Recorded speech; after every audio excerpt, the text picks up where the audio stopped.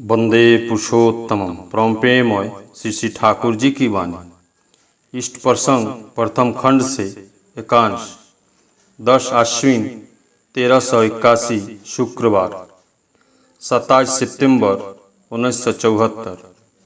तीसरा पहर 4:35 हुए हैं। सोरसी भवन से निकलकर श्री श्री पितृदेव ठाकुर बाड़ी की ओर चल पड़े हैं। साथ में भक्त मंडली। कुछ दिनों से वे प्रत्युष में ठाकुर बाड़ी के अंदर चिड़ियाखाना के रास्ते से होकर यति आश्रम की बाई ओर से ठाकुर बाड़ी की प्रदक्षिणा करते हैं। टहलने के ख्याल से हो वे सुबह की भांति तीसरे पहर में भी उसी पथ होकर ठाकुर बाड़ी की प्रदक्षिणा करते हैं। आज भी वे उसी तरह यथारीति प्रदक्षिणा कर प्रणाम आदि समाप्त कर बड़े नाट्यमंडप में आकर बैठे। 5:20 हुए हैं। सामूहिक प्रार्थना आरंभ हुई है। अब तक आकाश साफ था।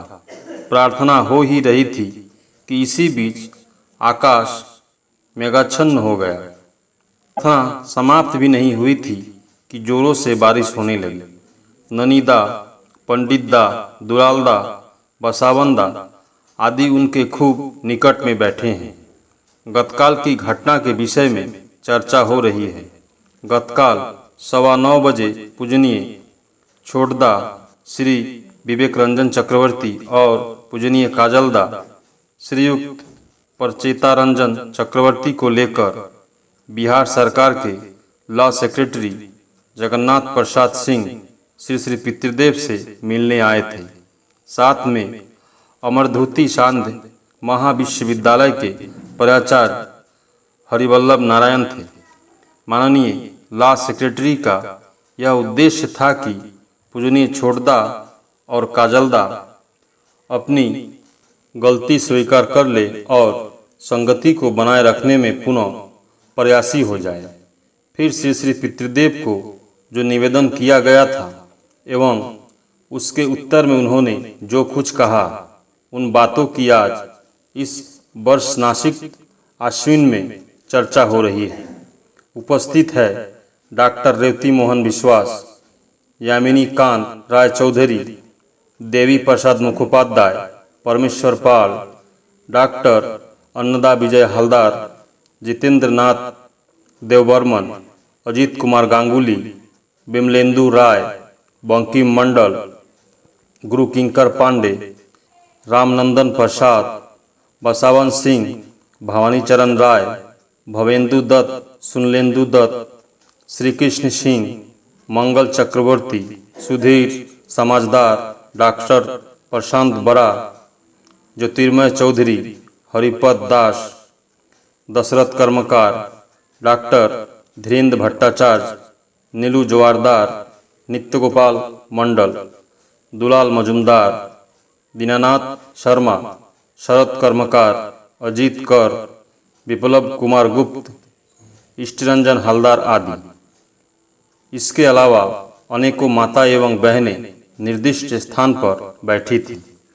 6:14 पर कीर्तन दल ने आकर परमाचार्य श्री श्री ठाकुर, परमराध्या श्री श्री वर्मा एवं श्री श्री पितृदेव को प्रणाम कर मनमोहनी धाम की ओर आगे बढ़े।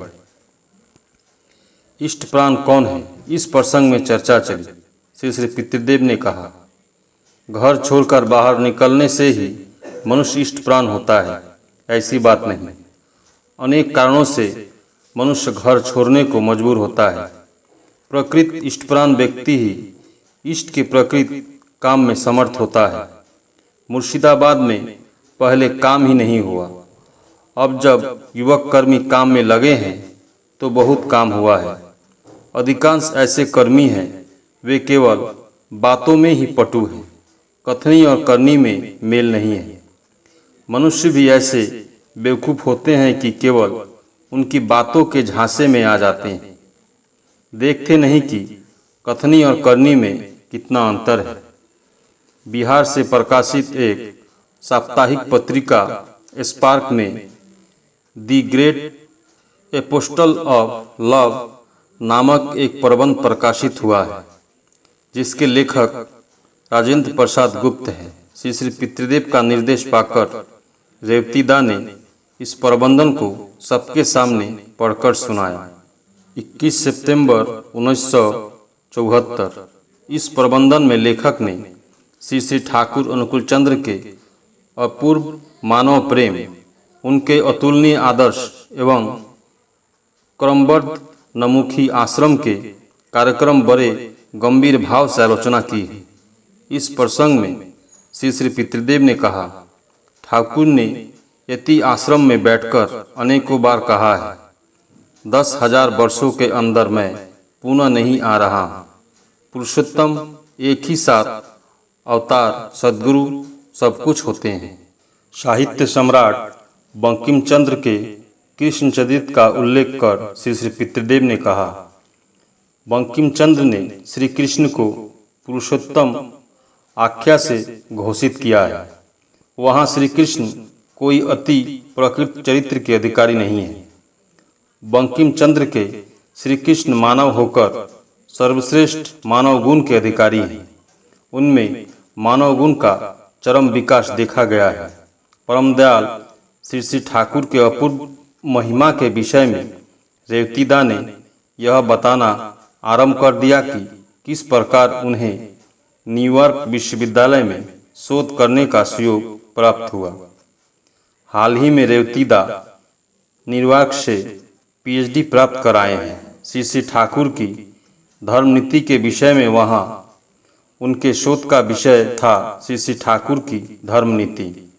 मामूली एक विजिटर के रूप में जाकर किस प्रकार उनके जैसे साधारण भारतवासी ने विश्वविद्यालय में शोध करने का सुयोग पाया, इस विषय में उन्होंने विस्तृत रूप से बताया।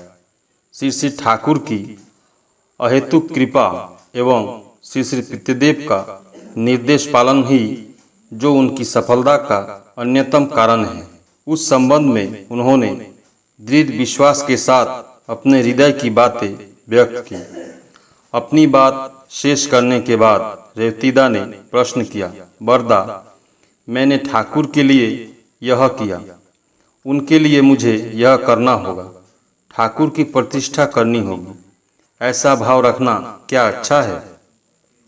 श्री श्री पितृदेव, ठाकुर की प्रतिष्ठा करने का अर्थ, ठाकुर तो प्रतिष्ठित है ही, प्रत्येक मनुष्य ही तो वे ही है। मनुष्य अष्टपाश में बंधा है, इसलिए वह उन्हें नहीं पहचान पाता है। उसका अर्थ है कि अपने आप को नहीं पहचान सकता है। हम उनका गुण कीर्तन करते हैं, उनमें उनके प्रेम का आस्वादन पाते हैं, उनको अनुभव करते हैं। यह भाव जिसमें रहता है उसे सहज में ही होता है। उस समय उनका गुण कीर्तन करना ही उसका अभ्यास बन जाता है। उनकी बातें कहे बिना अच्छा नहीं लगता है और बिना बोले रह भी नहीं सकता है। उनके प्रति श्रद्धा, भक्ति, प्रेम अपने हृदय में जगाना ही उनकी प्रतिष्ठा है। अपने मन में, मंदिर में ही उनकी प्रतिष्ठा होती है। इसमें अपना भी मंगल है, सबका मंगल है। मैं ठाकुर के विषय में मनुष्य से कहता हूँ, यह सोचकर नहीं कहता हूँ कि वह दीक्षा ले। मैं जहाँ रहता हूँ, चर्चा चलते ही ठाकुर की बात बोलता हूँ। बहुत दीक्षा भी दी है, ग्राम के ग्राम में दी है, किंतु दीक्षा लो यह बात मैंने कभी नहीं कही है। उपस्थित लोगों में एक भाई ने कहा, बरदा, सब कुछ तो वे करते हैं, यह बोध तो ठीक है, हम और क्या करते हैं? श्री श्री पितृदेव, सब कुछ वे ही करते हैं, यह बात तो ठीक है, किंतु मैं जो जानता हूँ, समझता हूँ, उसी आधार पर तो उनकी बातें करूँगा। मैं उनका गुण कीर्तन करता हूँ क्योंकि मुझे वह अच्छा लगता है, किंतु दीक्षा देने के अभिप्राय से यदि उनकी बात कहता है तो मैं वैसा नहीं होता। अजितदा, मैं उनकी सेवा कर रहा हूँ, यह बोध क्या नहीं रहेगा? श्री श्री पितृदेव, वह तो रहेगा ही। पतला अहंग का क्या अर्थ होता है? ठाकुर ने पतला अहंग की बात कही है। मैं उनका दीन सेवक हूँ, यह बोध रहेगा ही। प्रतिष्ठा का अर्थ मैं यही समझता हूँ। मैं यह नहीं सोचता हूँ कि मैंने उनकी प्रतिष्ठा की है। मैं अमुक जगह जाकर इतनी दीक्षार्घ्य देकर आया हूँ, इसलिए इतने काम हुए हैं। यह भाव दिल में रखना ठीक नहीं है। उपस्थित लोगों की ओर देखकर इष्ट ऐसे दयाल है कि उनके लिए करने से ही स्वयं लाभ होता है।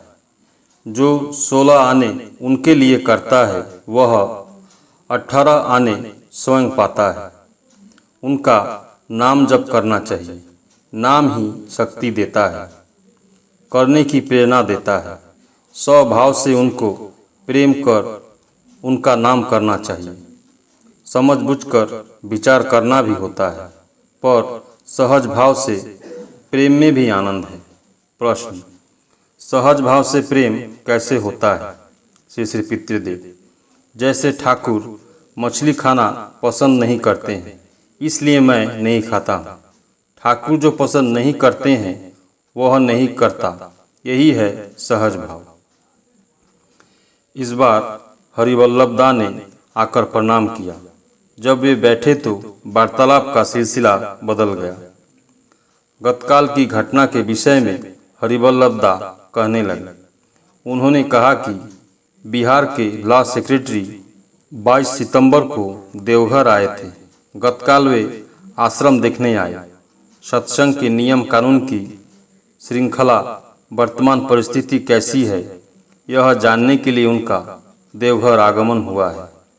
इसी प्रसंग में हरिवल्लभ दा ने बताया, गतकाल रात्रि में विभिन्न समाचार पत्रों के कुछ संवाददाताओं ने सिंह से भेंट की। उन्होंने उनसे यह जानना चाहा कि आश्रम की वर्तमान परिस्थिति कैसी है।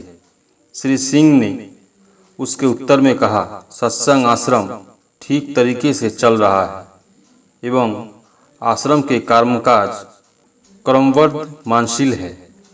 उन्होंने कहा, आप यह जान ले कि किसी भी तरह यह आश्रम धार्मिक न्यास बोर्ड या सरकार के अधीन में नहीं आएगा। इससे बढ़कर खबर और कुछ नहीं है। इन बातों को उन्होंने खूब दृढ़ता के साथ कहा। श्री श्री पितृदेव का उठने का समय हो चला है।